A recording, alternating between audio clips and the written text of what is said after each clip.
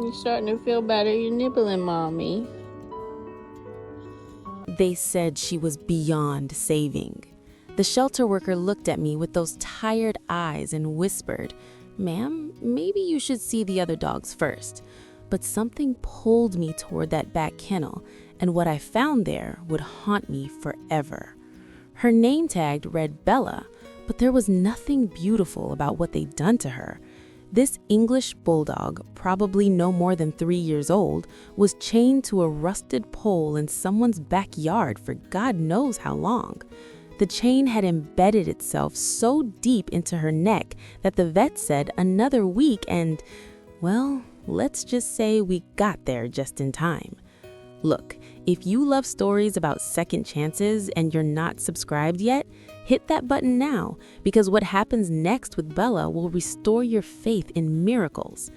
When they brought her into the examination room, she couldn't even walk properly.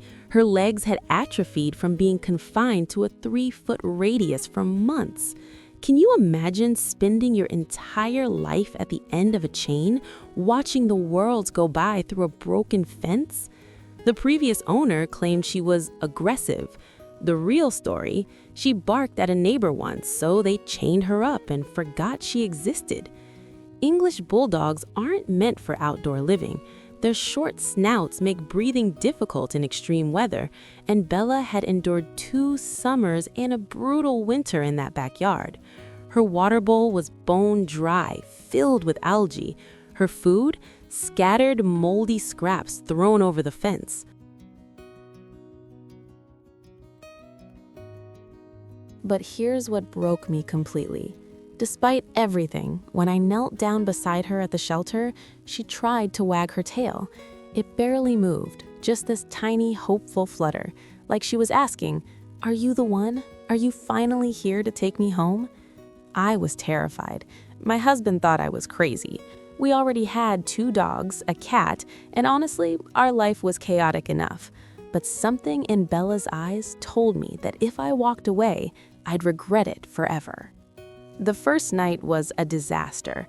Bella didn't understand what a dog bed was. She kept trying to sleep on the hard floor in the corner, pressing herself against the wall like she was still in that backyard. What would you do if you found a dog who'd forgotten what comfort felt like? Then, around 3 a.m., something shifted. Our oldest dog, Murphy, a golden retriever mix, walked over and just laid down next to her. No drama, no fuss. And for the first time since we brought her home, Bella's breathing slowed down. She fell asleep. The rehab was brutal. Physical therapy 3 times a week to rebuild her leg muscles, twice daily medication for the infected neck wound, special food because her digestive system was wrecked. The vet bills climbed into the thousands, and I won't lie, there were moments I wondered if we could actually do this. But then came week 3. I was sitting on the couch, exhausted, when I felt something heavy plop down on my feet.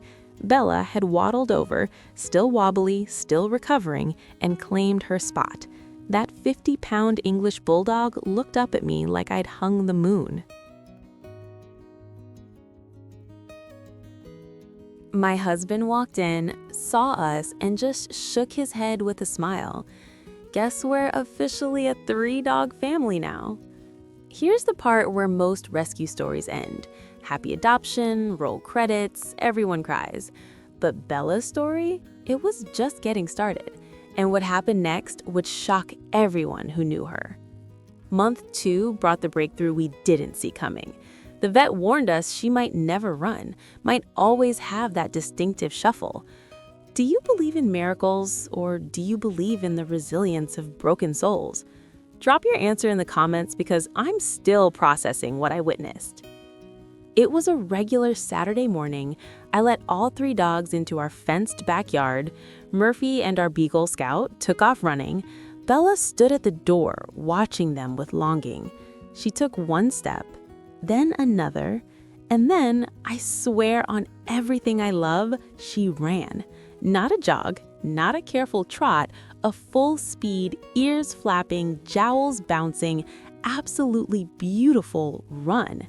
She chased Murphy around the yard, making these sounds that were half bark, half laugh, completely joy. My husband dropped his coffee mug. I started crying.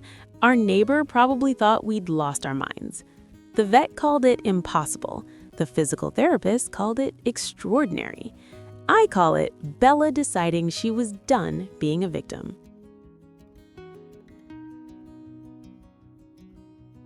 But the real transformation wasn't physical. English bulldogs are naturally social, goofy Velcro dogs. And somewhere under all that trauma, that's who Bella still was. She started following me everywhere. Kitchen?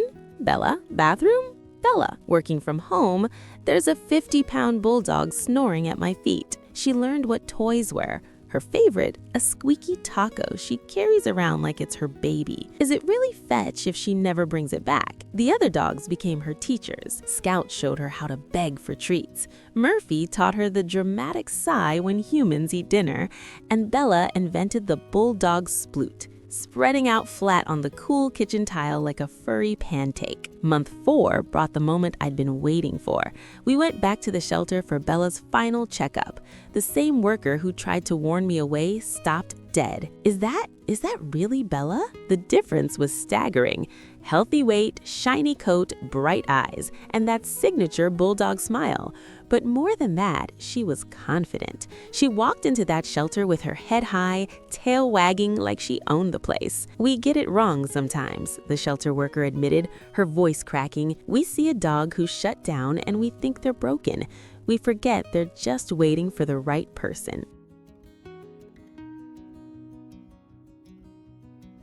Here's what nobody tells you about rescue dogs. They reveal who they always were underneath the pain. Bella wasn't aggressive. She wasn't damaged beyond repair. The chain was the problem. The neglect was the problem. Now, Bella is a therapy dog. Yeah, you heard that right. That aggressive English bulldog who was hours away from being euthanized now visits children's hospitals twice a month. Kids who are scared or in pain, Bella gets it. She sits there, patient and calm, letting them pet her wrinkly face. The nurses say she has a gift. I say she remembers suffering and she's decided nobody should feel that way alone. So here's my question for you. How many Bellas are out there right now? How many dogs are chained in backyards, labeled as problems when they're just waiting for someone to give a damn? Drop your thoughts below. Bella's sleeping on my feet right now as I record this. Every day, I'm grateful that shelter worker couldn't convince me to walk away. Not because I saved her, but because she saved me right back. She taught me that healing isn't linear, that second chances are real, and that love is the most powerful medicine. They said she was beyond saving. They were wrong. She was just beyond their understanding.